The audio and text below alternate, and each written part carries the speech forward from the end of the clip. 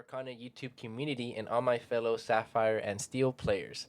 Today, I want to start off this video by saying thank you. Thank you to everyone who has supported my channel and myself. This YouTube journey has just been amazing. The amount of feedback that I get from people, the comments, the likes, the interactions, honestly, it just means so much to me. And I just want to say from the bottom of my heart, thank you. I was able to hit 500 subscribers, and I wouldn't have done it without the help of everyone again who has contributed to my success here on YouTube. And the way I'm going to repay you guys is just by creating more content, upgrading the quality in my content. And now that set 7 has officially been revealed, all the cards have been released, I have a bunch of content planned out and in the works, and I can't wait to share it with you guys. Thank you to everyone who has subscribed, left a comment, liked, or just in any way supported me. Thank you so much. And I will continue again to work hard, and the grind does not stop. I wanted to celebrate hitting 500 subscribers by showcasing my brand new Sapphire and Steel Set 7 deck list.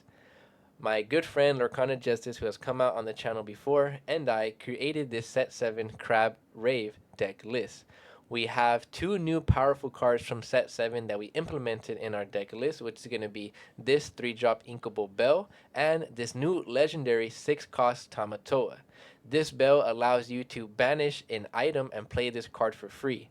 Why is this card so strong? Well, because if you look at our previous Set 6 deck Hannah Montana, which is right here on the screen, you can see that I'm no longer playing Captain Hook or Calhoun. Belle being 3/3 and Inkable immediately replaced those 4 slots. The fact that against certain aggro matchups you can play a Smee and a Belle on turn 2, for example into Purple Steel or Amber Steel, Green Purple, I mean pretty much anything aggro based, it's just such a strong tool that we had. What was lacking is always that early defense pressure in the previous sets, and Belle just honestly replaces that by a long shot. This card is just very powerful, and it combos really well with this new legendary Tamatoa.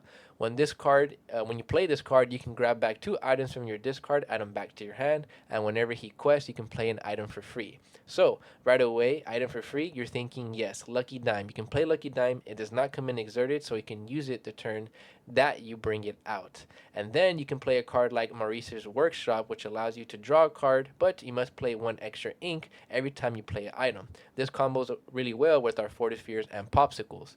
Now, why is that Belle also really good with this card? Well, because you need to have those items in the discard. Hiram would allow you to destroy an item and draw 2 cards, or you could heal something with Popsicle. But now this Belle allows you to destroy a card like Fortisphere and Popsicle, get those cards in the trash, and then just recycle them with the 6-cost Tamatoa. I think this deck list is very strong. Recently, I have been testing this deck. I printed out some proxies, and so far, I've had some good success. This deck is pretty much a no new world type playstyle. I don't think you need the card Whole New World anymore with this deck, since you can recycle those 1-cost items with Tamatoa. And if you look at the previous deck list from Set 6, I'm no longer playing Sad Beast as well. Me and Lorcana Justice decided that, well, if you're able to recycle those 1-cost items with Tamatoa, there's no need to play a card like Sad Beast anymore, which is pretty slow because you have to wait every turn to draw a card. With these 2 new tools that we got for Set 7, I honestly think that Sapphire and Steel is in a great spot in the current meta. We have to see how it pans out, but right now, if you want to test out Sapphire and Steel, print some proxies out, you don't know where to start, this is an amazing place to begin your Set 7 testing with.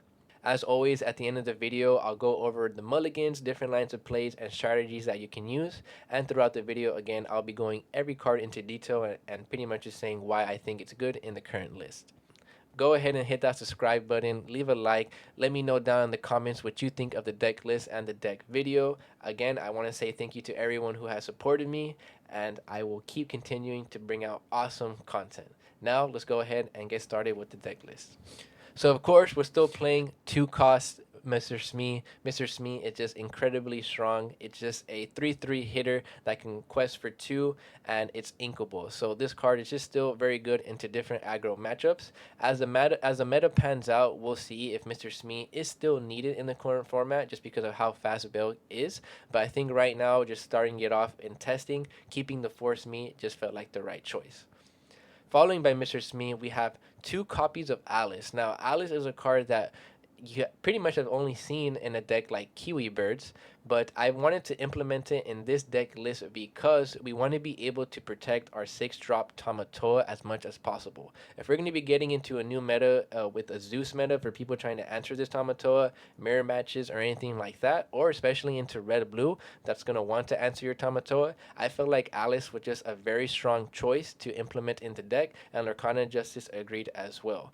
When do you want to play Alice? Well, it depends on the matchup, but you're not really playing for Alice in this build. You really only want to see it into the mirror match or against red-blue. When do you want to play Alice? Well, you always want to set up your Fishbone Quill on turn 3. After you play Fishbone Quill, you can play Alice and a card like Visions of the Futures, allowing you to find your Tamatoa, or if you already have it in your hand, allowing you to find that dime or maybe a card like Hiram to progress your board state and your draw engine. I'll have to keep testing and see how this card ends up, but so far I've been liking it in my testing, and I think right now 2 is a sweet spot. And then we're playing 4 copies of the new 3-cost Belle. Why are we playing 4 copies? Because again, I think you need at least 8 slots that go against a early defense, and I feel like Smia and Belle are the perfect 4-4 split. Just because Belle is a 3-3 hitter, we get to replace a card like Captain Hook, which is very weak mid to late game, and it also covers that Tremaine body when you need to get protected by a Tremaine, because you can always play this Belle for free. A lot of people aren't thinking that Belle's good because you want to be able to have items with Hiram to use, but honestly, there's been so many times where you have 2-3 items on board, and being able just to play Belle for free in the mid game is insanely good, and it pairs really well with a card like Cogsworth that we'll get into later. Followed by 4 copies of Belle, we're playing 2 copies of Pete. I think Pete is still a very strong card. Now with playing a card like Tamatoa, there's going to be more people running action cards, running removal cards, so I think Pete is fine right now to stay at 2. I do see a world where you might want to go up to 3 Pete, but I think for now 2 Pete is a solid spot.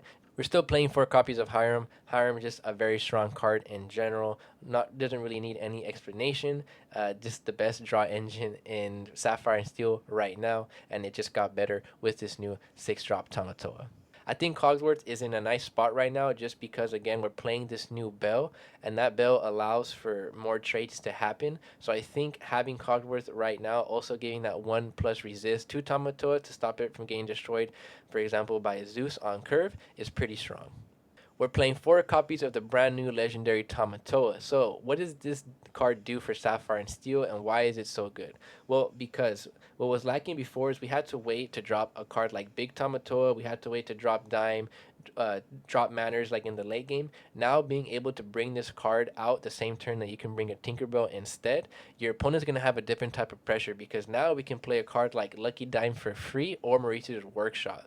The main thing what makes this card even better is the fact that you can get back 2 items from your discard on play, so you can always be recycling those popsicles, getting those bells out for free, and you always have a way to draw cards. I think this card is insane. You definitely want this card to live, and even if your opponent does answer it, playing another one the following turn is just as good, just because you can get rid of those popsicles and get another 2 popsicles back to your hand. The looping is actually crazy. I think you don't want to trap yourself by playing, more uninkable cards like 3 copies of Lucky Dime, 2 copies of Maurice's Workshop. Right now, I like the split that it's at, but so far in testing, having that Tamatoa into Ruby Sapphire is just super strong, especially if you're able to protect it with wards from Ariel, because if you can get 2 Lucky Dimes out on your red-blue opponent, or pretty much anyone in general, you're automatically going to win the game.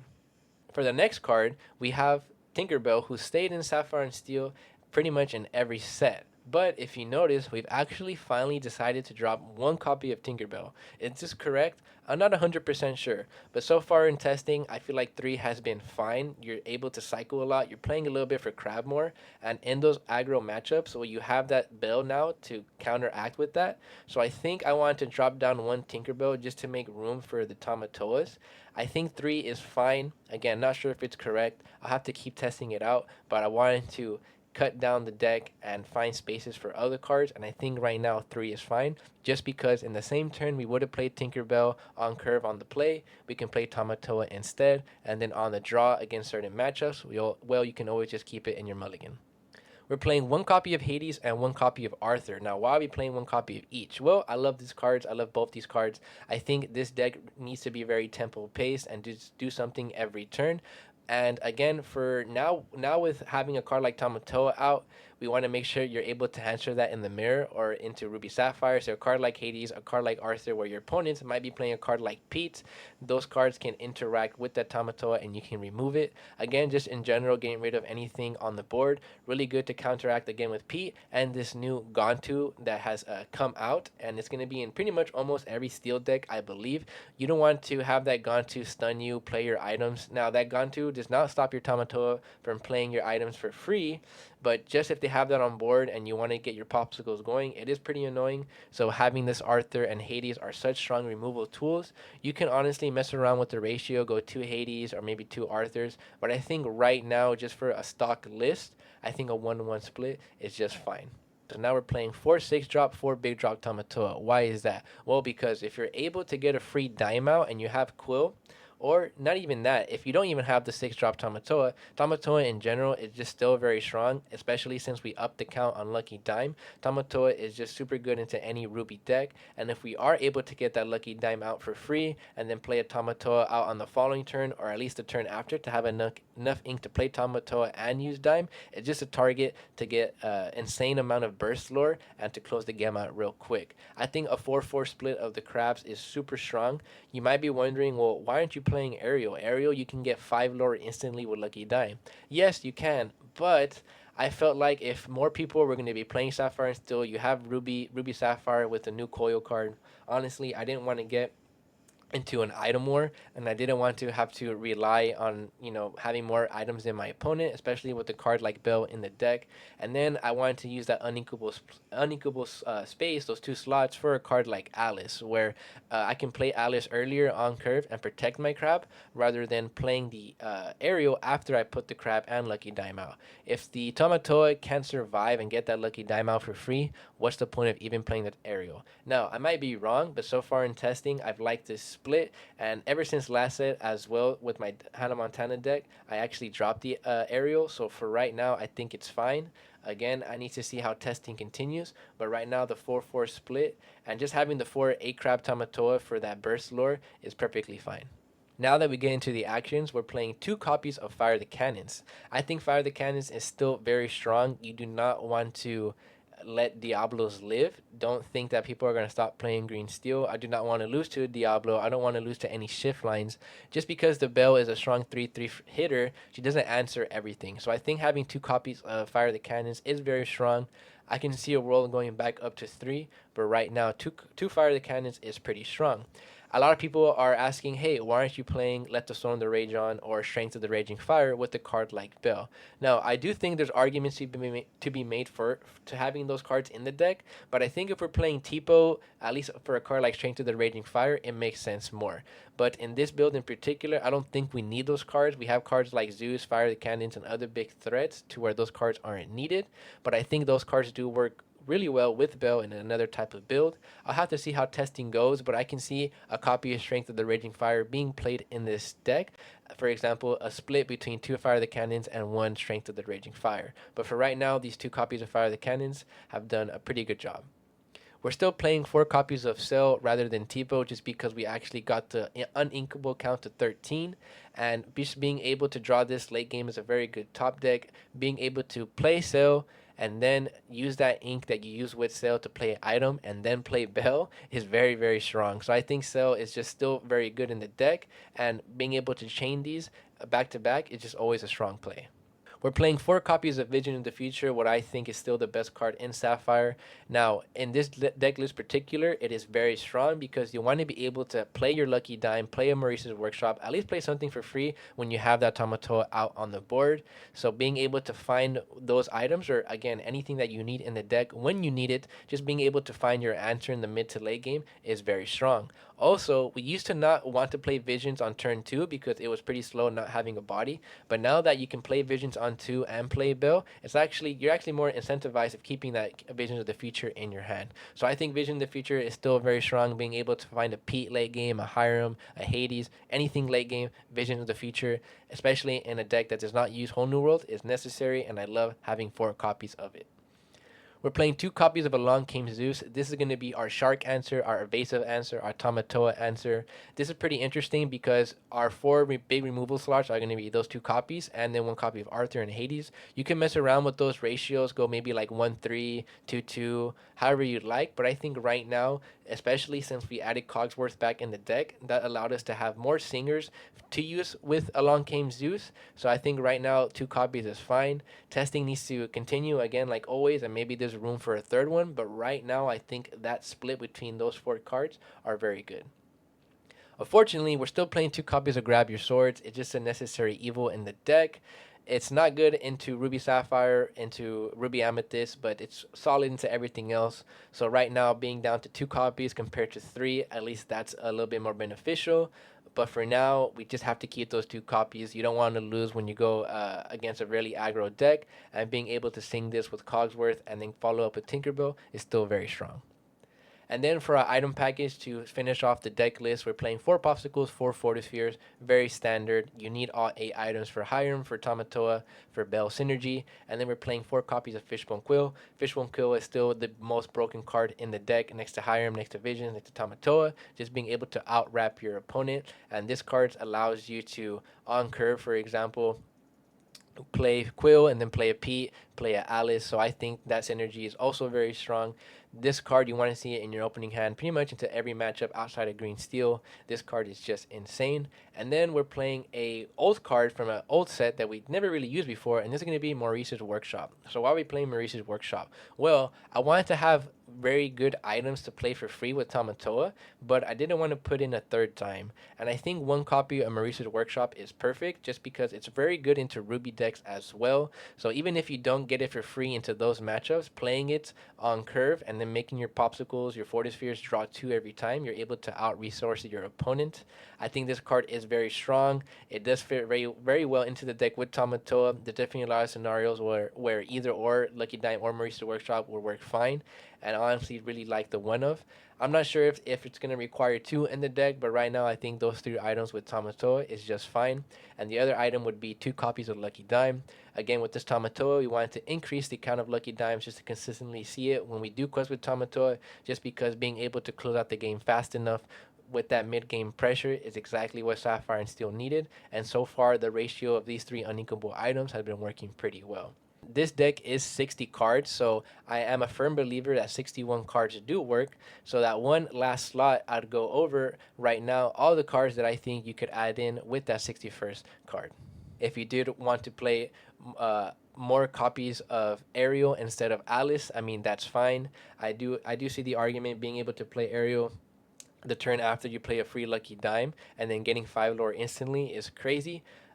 Just if you wanted to play Ariel, I would take out the 2 copies of Alice and put Ariel in.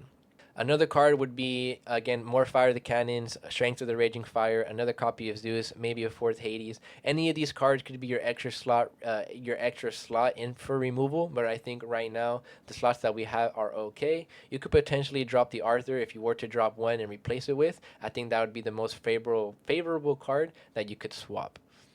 Why aren't we playing Whole New World? Well, I think Whole New World is still in a good spot just for a different type of deck list. And why aren't we playing it in this one if Hannah Montana last set was playing 2 copies?